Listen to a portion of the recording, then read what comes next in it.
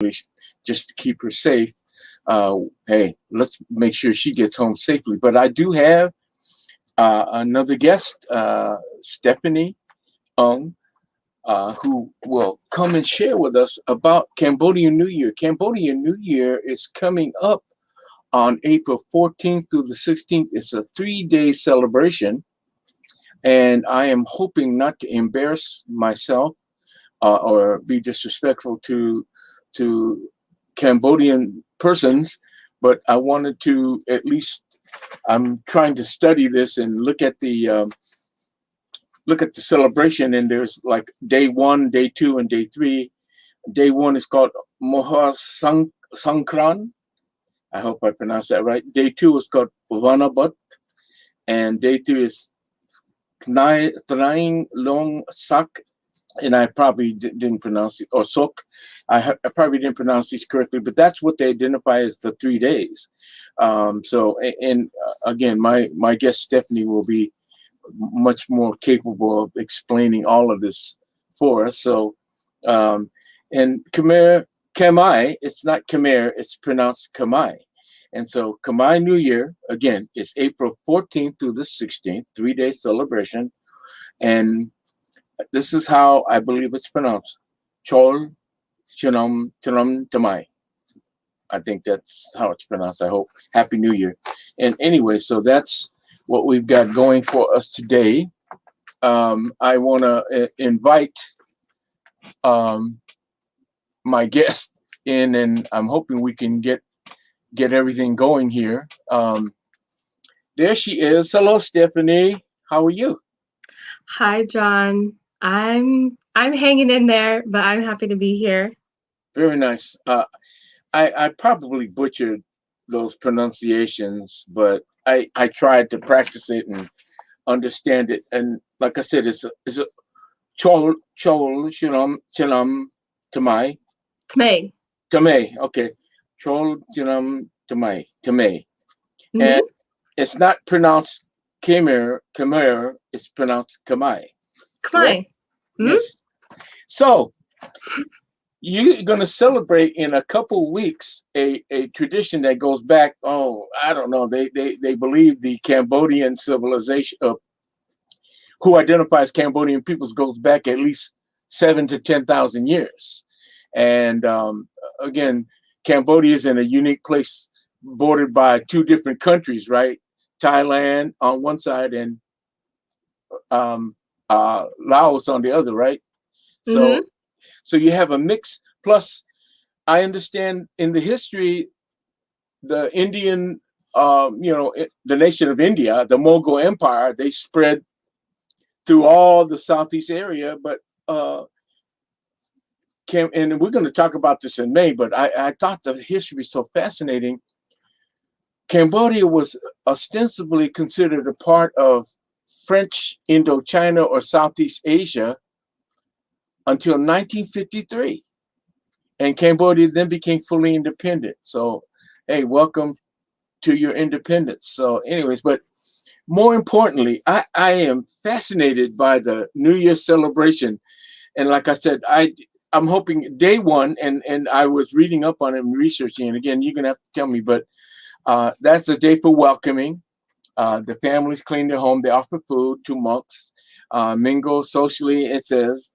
In the Khmer community, this is the only day when men and women are free to interact. That's what it says. Now, this is, I can't say that. I checked about 4 different sources, so you can correct it, because again, these are probably Westerners, foreigners telling us all about this stuff. So then the second day is for remembering ancestors. There's just like Japanese do the same thing, Chinese same thing, right? And then the third day is it's Knai Long Sok. I hope I pronounce. Finally, the last day of this is the day of the small altars to the dead are blessed, etc. Cleansing ceremonies. Cambodians travel. Family is very important. So your family, and of course you're going to be celebrating it here. You also song, dance, food. All these things are very important. I'm like I said, I fascinated by the fact that you dance You're very tied to your culture. I think it's beautiful. I think it's wonderful. I understand that there's a series of things to decorate, from decorations to food to there are different songs. They say there's games, and there's this thing called the ceremonial wash. Is that correct? A traditional. Go ahead, please. It's interesting, John, because when you asked me to talk about Khmer New Year, I got really nervous because I am still learning about it, and I had to tell myself that I don't have to be, I don't have to know everything, and that I don't speak for all Khmer people. I don't speak for all Khmer Americans. And I didn't exactly grow up celebrating Khmer New Year with the 3 days or all the decorations and traditions. What I do remember from childhood is that around April, we would go to my Lukye and Lukda's house and have a lot of food. But I don't think there was a lot of explanation of like what the holiday meant or what any of the traditions were. And I thought I was alone in that, but I think in connecting with more people my age and being more involved in the community here in the Seattle area, it's common for a lot of young people my age who are part of the Khmer diaspora. So I think, you wanting to highlight this is really special because while we're still learning about it, we also want other people to know about Khmer New Year, because it falls usually during the week, and it's not like days that we get off work or off school. And trying to figure out how to celebrate it in the U.S. I know that sometimes we joke and call it Khmer New Year month because there's so many different events happening on the weekends for when we can celebrate, and we don't want to like overlap or compete. So sometimes we end up celebrating every weekend in April, sometimes spilling into May. And I think that's just a testament to how it brings people together and how much we invest into planning and having events. And there's just a lot of excitement and pride during this time of year. Well, I appreciate that, but I also know that you are tied, culturally to you dance and perform, and I thought that was beautiful, and it almost, and you look like you're wearing some of your traditional dress. I asked you to do that. It looks very nice. Thank you. And I think it's important that people. And the other thing is, the way I understand it, and my daughter kind of, and she did. She worked with I think she worked with some Thai dancers, but hand gestures, just like in Hawaii dance, hand gestures are very important, and that's what I know. I mean, it's almost universal amongst Southeast Asians as well as Filipinos, as well as and so your hands, right? Do you wear the special things over your fingers and all that kind of stuff? When I know that we're gonna be performing, I do grow out my fingernails, but today they are short and not polished. But so we don't. Well, I guess some people probably put on nails. But yeah, it makes the gestures feel more elaborate. And yeah, I started dancing in college, and I think that was through the Khmer Student Association. And yeah, that's where I learned more about Khmer dance. And the hand gestures follow the cycle of nature, which I think there's a lot of patterns in Khmer culture that represent that. But the hand gestures, everything in Khmer dance means something. Every like movement and way the hand is positioned has a meaning and tells a story. Well, in the way I understand it, from a cultural standpoint, again, the dance is primarily women. Women are performing, just like in Japanese society, it's kabuki. The women do the dancing and things like that. That's what I understand. And sometimes men dress up as kabuki dancers. That's really interesting. But what I was going to ask you now, you grew up in California, so the Khmer community there has got to be much larger than here in Seattle. So I guess right? Yeah, and I just want to go back to what you were saying about dancers. Yeah, there are a lot of the dancers I interact with are women, but we also have young men who are dancing, and especially folk dance. There's Okay.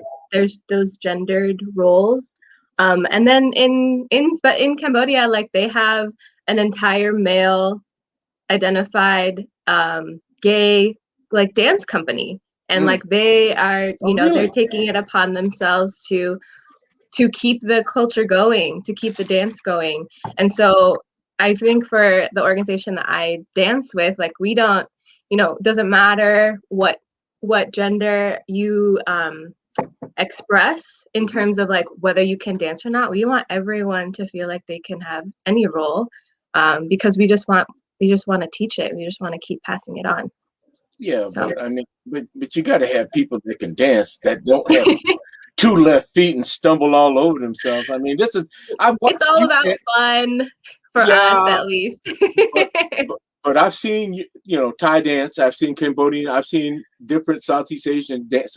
It's very delicate. It's very fluid. It ain't like a hip hop breakdown kind of thing.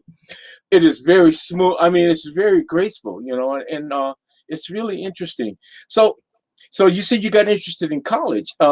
You are associated. There is a group here in Seattle that I know you perform with. I got the photos of your performances, and I know with the pandemic, it sure makes it hard.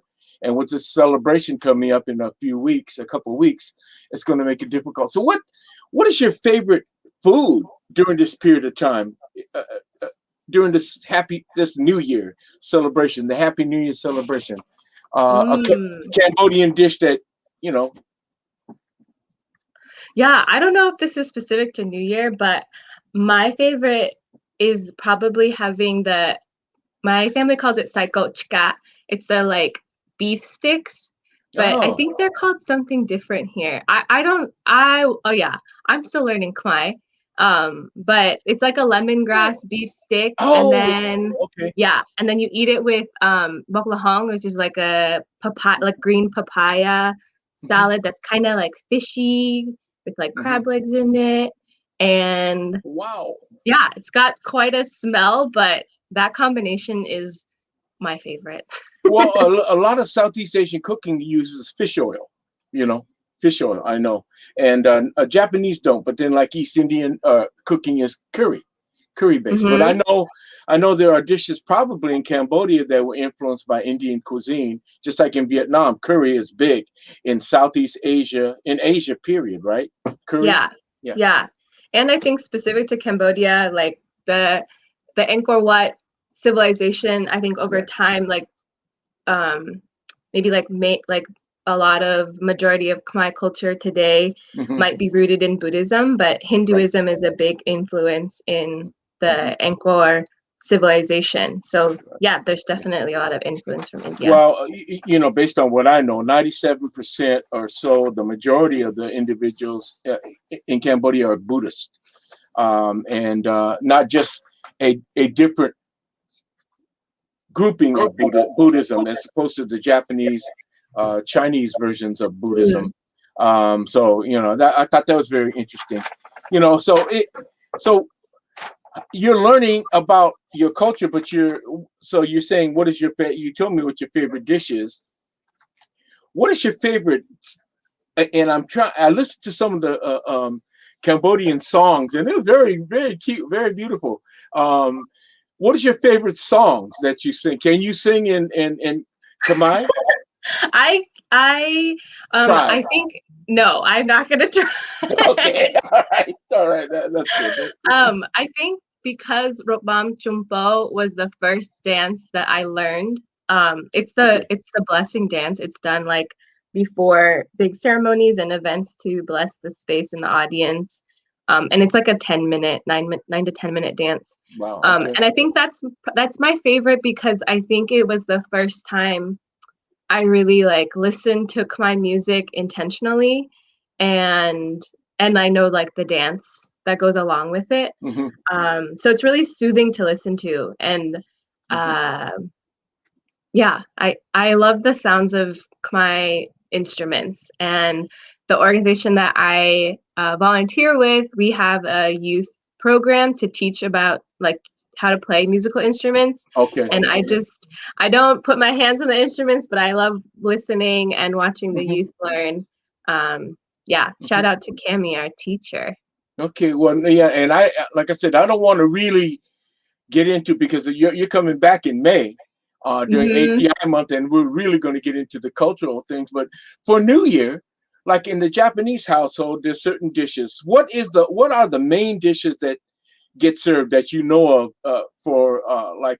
There's this thing, and I don't want to dominate this conversation, but every New Year, my mom would make this thing called miso soup with fermented soy and tofu, which is bean curd, and we would have to drink it. Oh my gosh! And I said, okay, that's a tradition, but oh my gosh, because it's really strong. What is the most?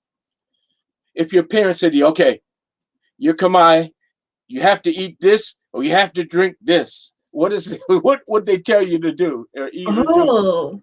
You know, I wonder if my dad is watching and he has an idea of what it is. Okay. I don't know.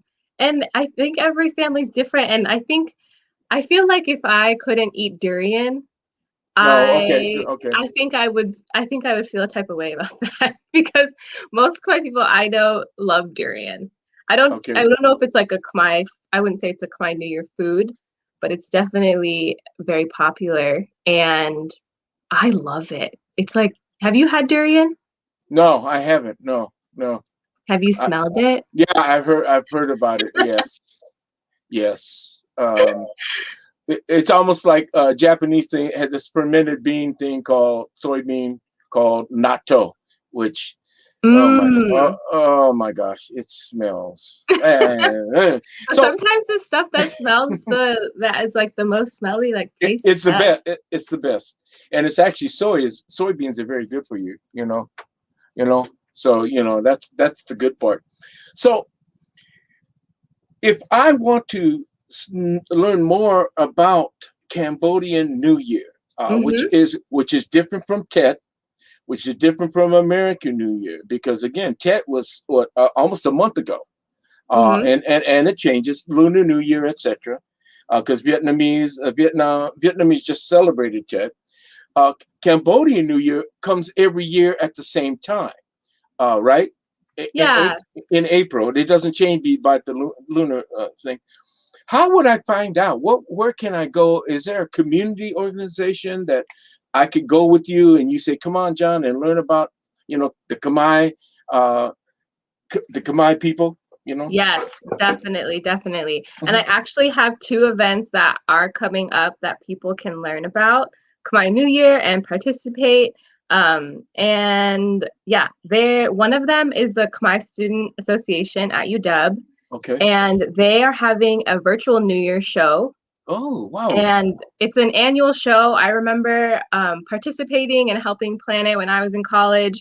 And other Khmer folks who have gone through UW who are involved have their own experiences being involved in the show.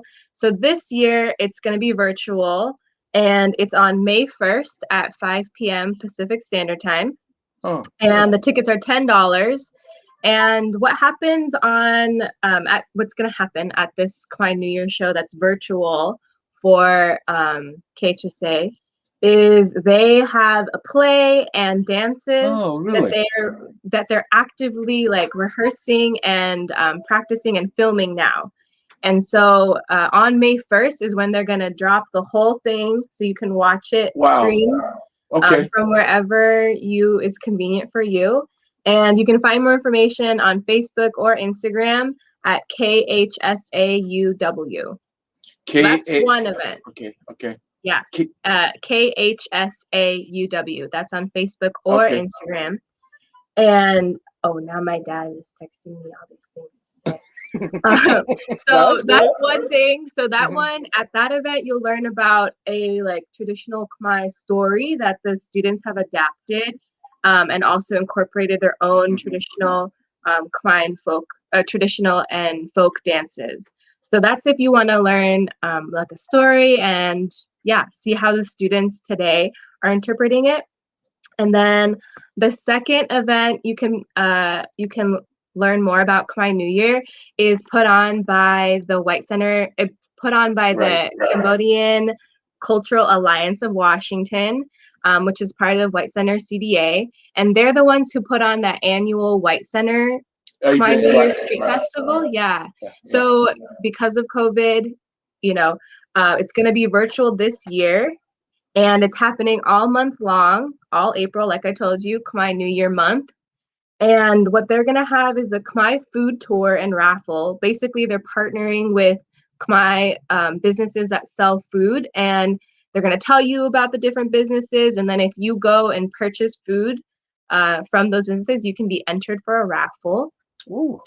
They'll Okay. also have a Khmer karaoke contest, Mm. and they'll be streaming Khmer group dance performances on, and this is going to be on April 24th, 2021.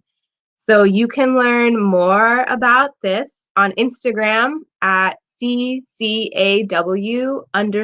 CCAW_streetfest, STREETFEST, or on Facebook at Cambodian Culture. So those are two local organizations that, yeah, pour a lot of energy into making Khmer New Year month the best, to like have events to look forward to.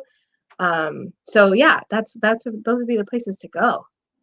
Well, let me ask you this: do you mind? I know you're on camera. Can you stand up and let the people see what your dress looks like, Yeah, please? I Go ahead. think I Oh will. yeah. I think you can you see all the way? Oh yeah. Very nice. Very very intricate. And your skirt. I see. Ah, you look great. Ah, you look wonderful. Um, Yeah. I know. Yeah. I noticed. And I noticed you wearing the jewelry on your head or Oh yeah. yeah, and that's part of it too. Let me ask you this. Are there any is there anybody in Seattle that I know their Cambodian community has dancing.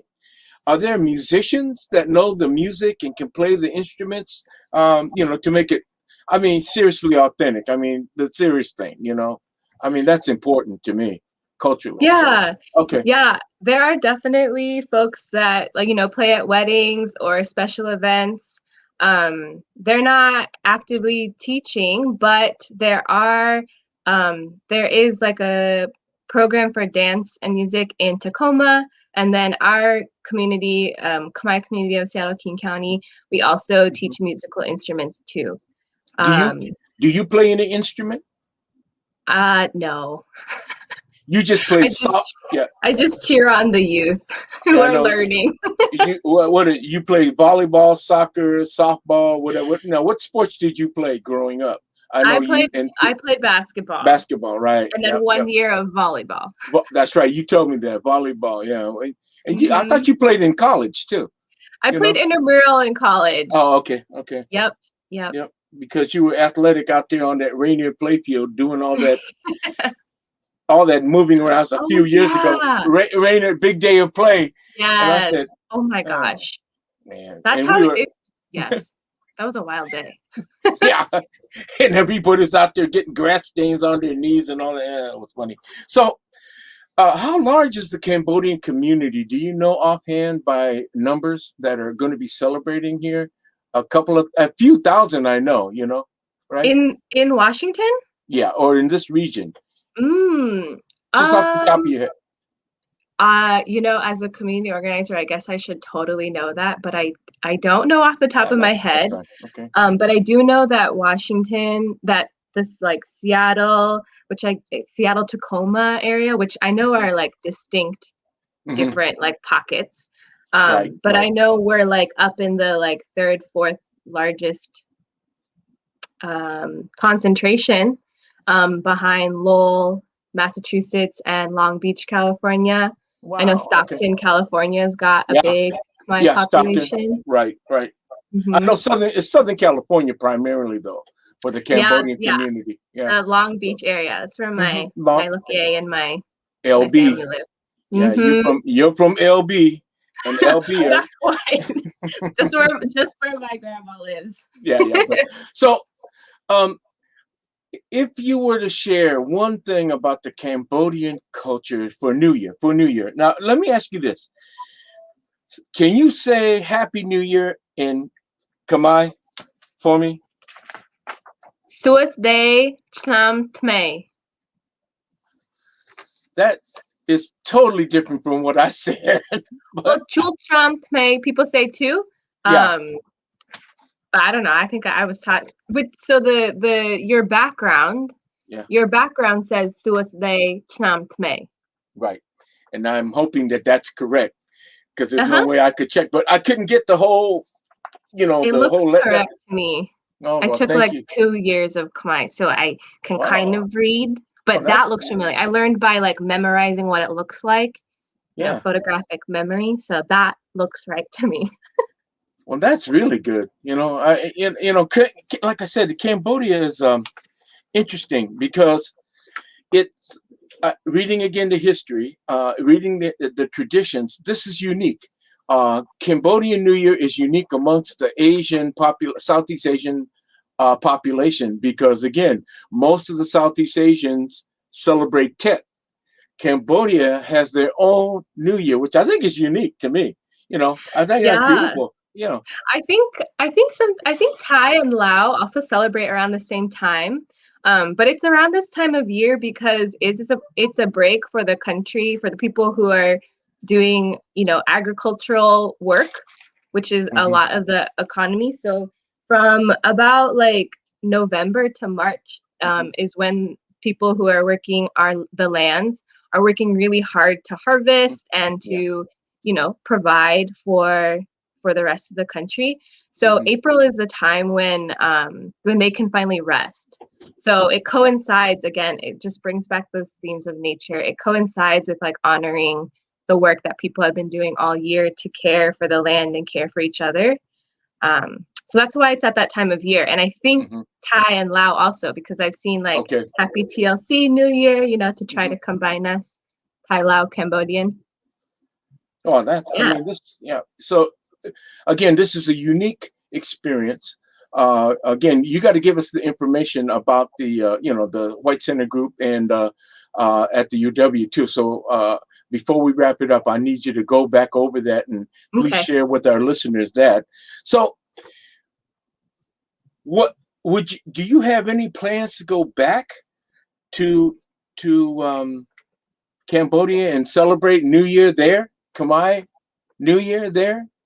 I would love that. I would love that. The last time I went there, we met these folks who put on a New Year festival called Bumpum, and they're all just trying to like turn it into a festival that brings people together, and there's like music playing and games, and I would love to be there during Khmer New Year. But April's just a busy time with environmental work, with education. I know. So I hope for one day.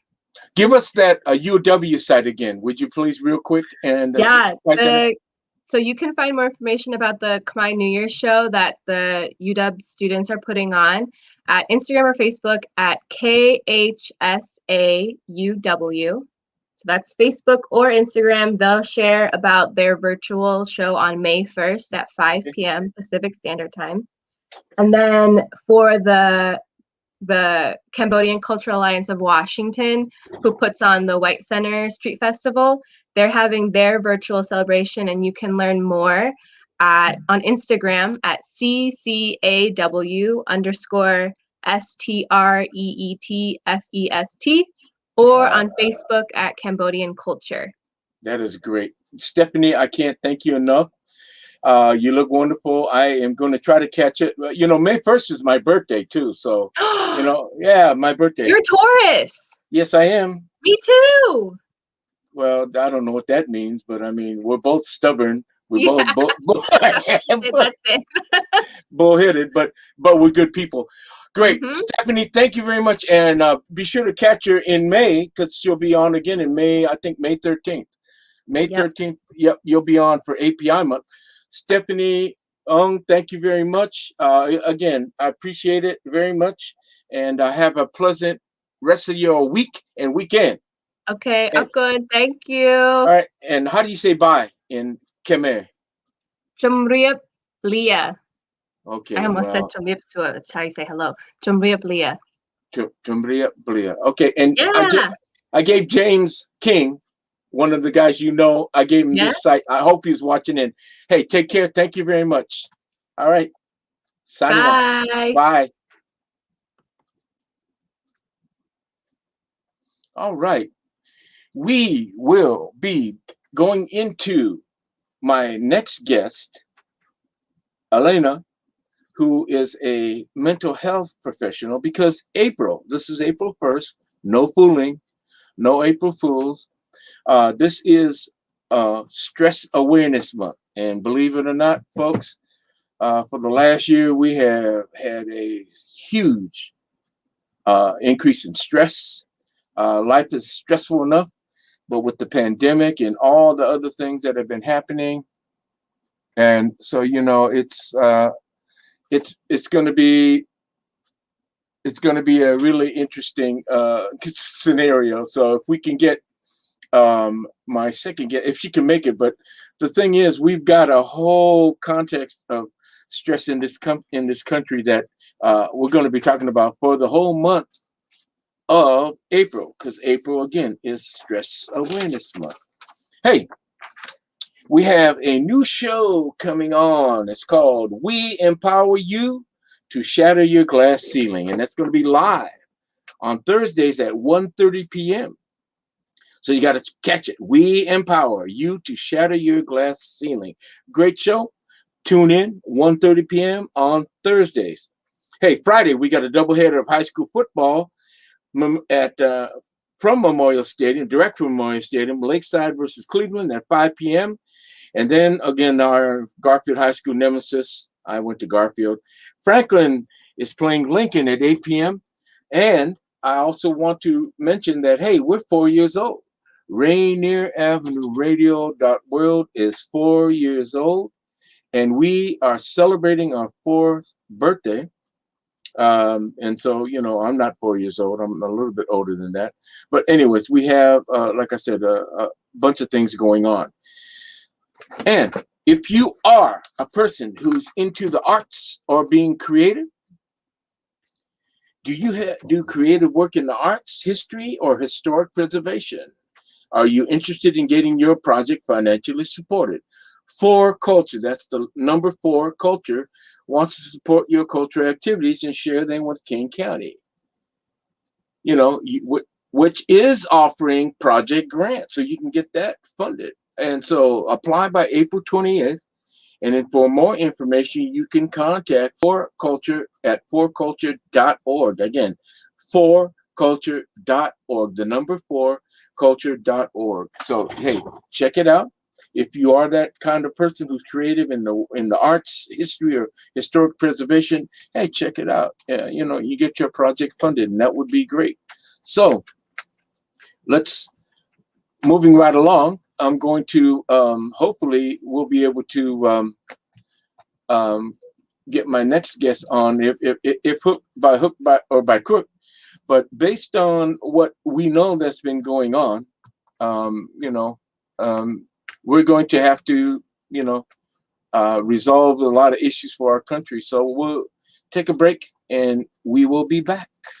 Rainier Avenue Radio World. Celebrating 4 years of broadcasting 24 hours a day, 7 days a week, in the interest of South Seattle and surrounding communities. Hey, it's Tony B, and yes, I'm excited to share with you that April 1st is our birthday. This one is our 4th of amplifying the diverse voices in our communities, broadcasting community events, providing award-winning instructional classes to youth and adults, supporting our music communities in all genres and forms, hosting critical conversations, and making sure that we are who you are. 2020 provided us with the opportunities to meet the needs of our communities. Rainier Avenue Radio is proud to have provided our communities with the most comprehensive coverage of how the coronavirus did and continues to impact our communities. And so, for our birthday, on behalf of our amazing staff, volunteers, and show hosts, to all of our contributors, supporters, listeners, and viewers, thank you. Thank you for your support and patience while we were trying to figure out this internet and broadcasting media thing 4 years ago. Thank you to our youth students who took our courses in interdisciplinaries like communication, journalism, multimedia, math and coding, adult digital literacy, social media analytics, beat making, film, photography, and of course, broadcast. Thank you for staying with us even when we made mistakes. You know that when we provide opportunities for you to share your voice, thoughts, issues, concerns, and talents, then we look at that as growing together. As the African proverb says, that is how we will go far. We have grown, and you've grown with us. We have over 80 shows hosted or produced by members of our communities.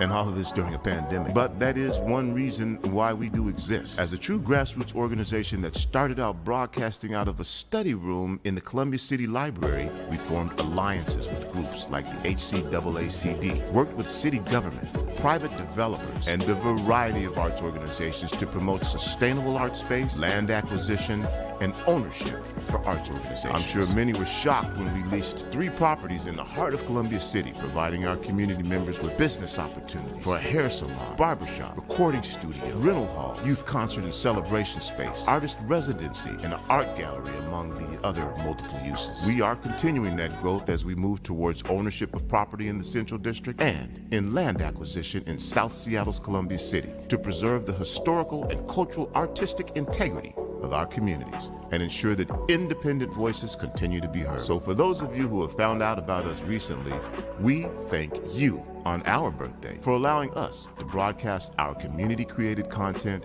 however and wherever you listen and watch. If you'd like to make a birthday donation to Rainier Avenue Radio, it would be much appreciated. Yes, times are tough, so any amount would be greatly appreciated. You will see the results. Here's how you can donate. You can go to our website at rainieravenueradio.world and go to the donate page. You can Venmo at Rainier Avenue Radio. You can send a check to Rainier Avenue Radio, P.O. Box 18774, Seattle, Washington, 98118. You can donate to Shunpike, which is our fiscal agent. Just indicate that your contribution is for Rainier Avenue Radio. Shunpike is the 501c3 nonprofit agency that provides independent art groups like ours in Washington State services, resources, and opportunities. Once again, happy birthday to us at Rainier Avenue Radio World. We are your community radio station. We will continue to provide you with community-created content, broadcast live from our communities, and of course, we'll bring you high school sports like nobody else can. Join us in celebration. Rainier Avenue Radio World.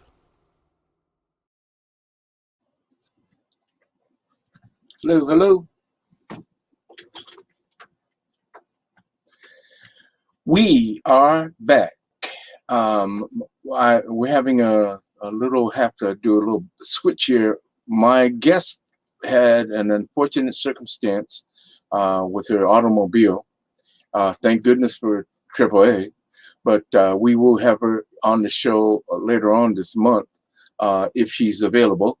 I do want to say to you, Alana, thank you for your valiant effort, giving it the old gung-ho try. I appreciate that. But what we have upcoming this month, there'll be several shows involving stress because April, again, is Stress Awareness Month, as you can see by the sign. And what I've been researching and what I've been, as you all know, this has been a very stressful year plus. Mostly the last year, going from January to now, or actually a little before January, around December to now. It's been a trying time for our country. We've lost over 500,000 people dying of COVID-19. This is truly a pandemic, a worldwide pandemic, as they say. It's an unfortunate circumstance. We're doing many shows weekly on COVID-19, and but tied to that, and an unfortunate circumstance tied to that is because of the stage was set by the previous administration, the former president, passing on this hate-filled information, as well as basically creating and fomenting this hatred towards Asians and hate crimes towards Asians. It's very unfortunate. He called it the Kung flu, the China virus, etc. And of course, there are individuals in our society, by virtue of their own mentality and lack of humanity, who have singled out Asians in particular. And it's not even, it just didn't matter. As long as they think you're Asian or that you look like you're Asian, that was what was happening. You will be attacked. And there's just been a great uptick, thousands of cases across the country. In my former work as working for the Department of Justice, dealing with hate groups and hate crimes, this is, quote, another epidemic. You have a pandemic, but you also have an epidemic of hate acts. And not that, but this is specifically directed towards Asian. Hate crimes that occur all the time. African Americans can tell you that. The community knows that. Latinos, Native Americans, LGBT community, the disabled community. For some reason, we have a penchant for hate in this country. And again, one of the problems is we teach hate. We're not doing a very good job of teaching our children how to get along.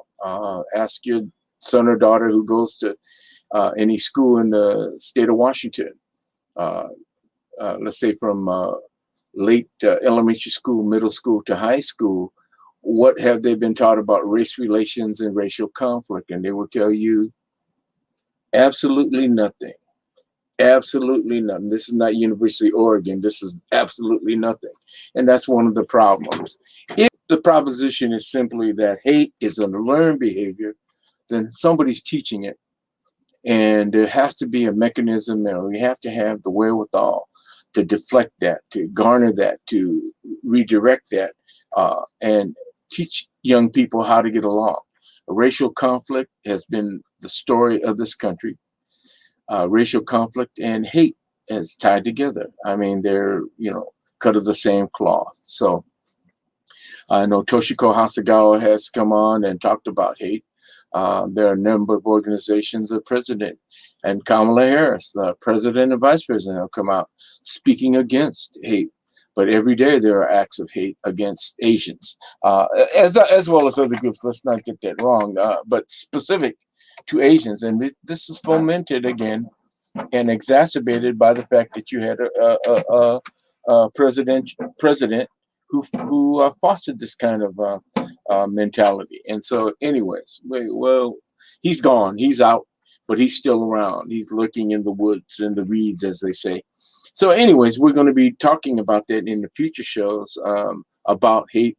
We'll be inviting special guests who work that from a professional standpoint. But again, April is Stress Awareness Month. April is also tax month, but that's been moved to May. So folks, if you're like me, I got to get my taxes done, and we'll see what happens there. But we have a number of shows that we're going to be doing, again, about stress and stress awareness. We will have my guest, Elena, will hopefully get on later on in the month, but upcoming will be another professional, a mental health professional, and subsequently other weeks we'll have individuals coming in from the mental health field. Upcoming shows, we will have an update from the president of the Central District Community Preservation Development Authority, the newest preservation development authority in the state of Washington, one of two in the state of Washington, ostensibly for the community in the central area, governed by a board of directors. I'm on the board as a board member and treasurer, but the president is Rayburn Lewis, and he will be giving an update about the goings on of the workings of the Central District Community Preservation Development Authority in the facility, which is called the Samuel B. McKinney Center for Community and Economic Development, which is the old SVI/SOIC building right there on 22nd and Jackson. Also, right now, Country Doctor, Carolyn Downs, in partnership, are also doing vaccinations. So if you're looking to get vaccinated, please contact Country Doctor, and because we're doing it drive up and walk up every Saturday. So check it out, Country Doctor, Carolyn Downs. All right, that's our commitment. The CDC PDA board is committed to ramping up and being part of the movement to get our community vaccinated against COVID-19. So anyway, so upcoming, that's like I said, we have another show involving mental health, talking about stress. Somebody who's in private practice, somebody in the community, Shalon Irvin, doctor, and she will be on. So that'll be in a couple of weeks. Then we will have a young lady by the name of Edwina Martin Arnold, who has just finished a book, and the expectation is being published. And so she will come in and talk about her book and give us some tips and pointers on, how to write a book or how to get it published, things like that. I mean, things that I think are fascinating, but also why she's a member of the community. She grew up in our neighborhood. So I think it'll be a great show. Then again, my other guest will be Alana Honigman. Hopefully she'll be able to come on the 29th to share with us her, work in the field of mental health. So that would be great. And why are we talking about stress? Stress. According to some statistics, 75% of Americans believe they're inundated with stress. 75% of the adults in this report by the APA, American Psychological Association, that this is what it says: 54% Americans are concerned about the level of stress, and 75% of the adults reported experiencing moderate to high levels of stress. 75% moderate to high levels of stress, not low levels, moderate to high levels. It's obvious when you look at the news, all these mass shootings, all these acts of violence. There's got to be a reason and rationale behind it, and I believe part of it is due to stress. It's pretty simplistic when you add the numbers together or add the factors together. So you've got to see it as the manifestation of stress. You have stress, everyday stress that's occurring. We got the pandemic that's created its own set of stress. I'm not going to drill down because I'm not a professional in that area, but folks that are stressed out. You yourself probably stressed out. Issues that we'll be talking about in the upcoming weeks. Oh, so in the meantime, if you are in the arts or do creative work in the arts or do work in creative work in history or historic preservation, are you interested in getting your project financially supported? 4 Culture, that's number 4 Culture, wants to support your cultural activities and share them with King County, where you can get, and it's offering project grants, so you can get your projects funded. Please apply by April 28th and see, look on the online for more information. Go to 4culture.org. That's the number 4culture.org. Check it out. Again, if you do creative work in the arts, history, or historic preservation, and are you interested, and everyone's interested in getting their work or their project financially supported, contact 4Culture, because they want to support your activities. And this is for our community and for the good, as they say, for the good of all. So please consider that. 4culture.org. Apply by April 28th. Check it out.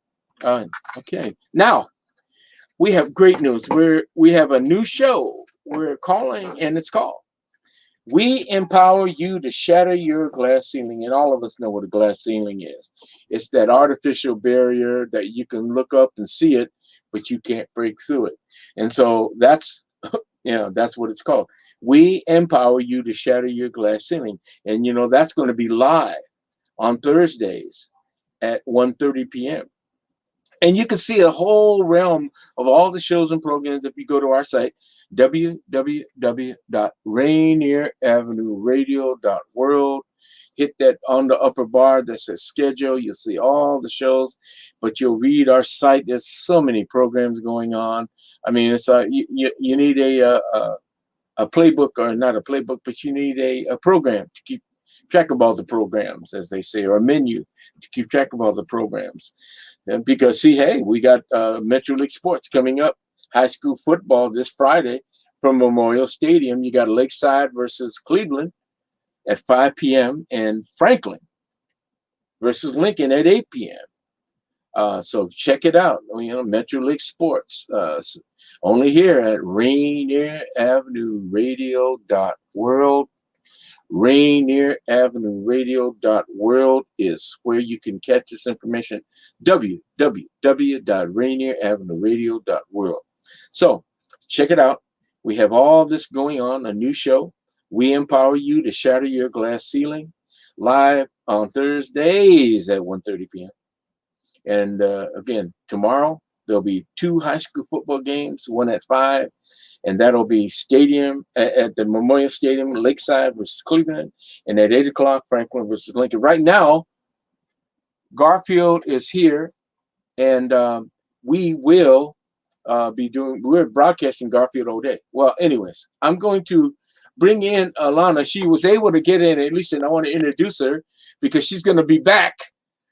Alana, hey, how are you doing? Hey, I'm glad you're just safe. I am glad. Well, I thought it was kind of funny given the topic of today because I think it's amazingly relevant. With stress.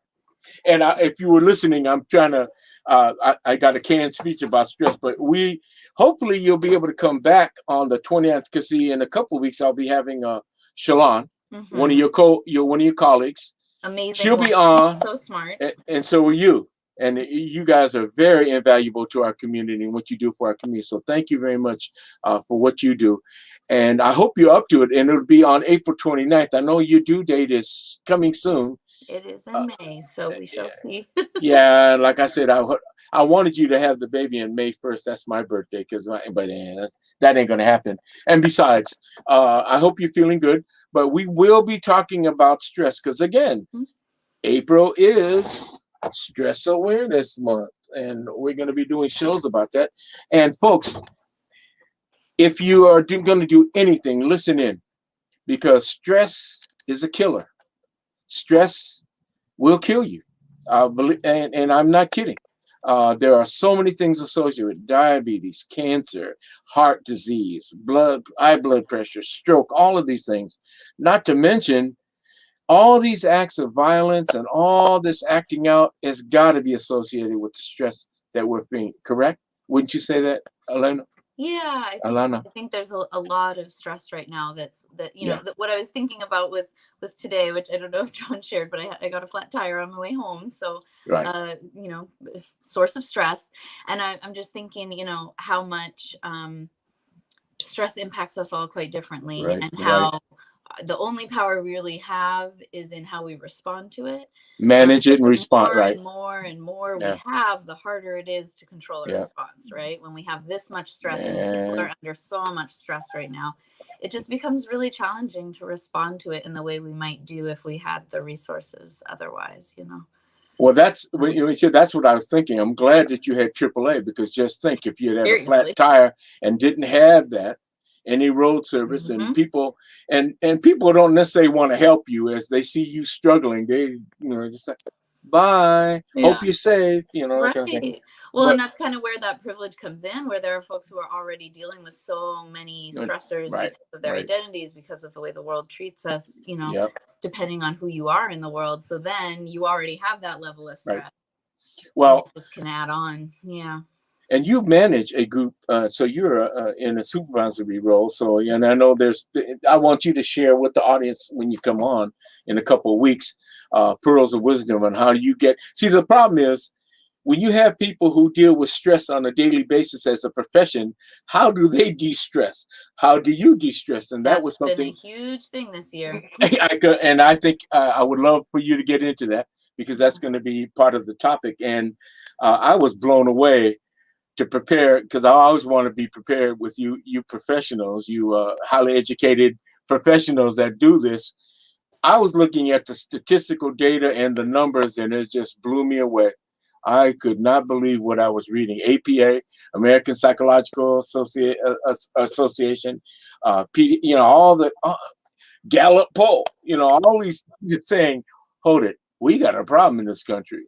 And like I said, it's got to be a way where we teach kids how to brush their teeth, how to wash their hands.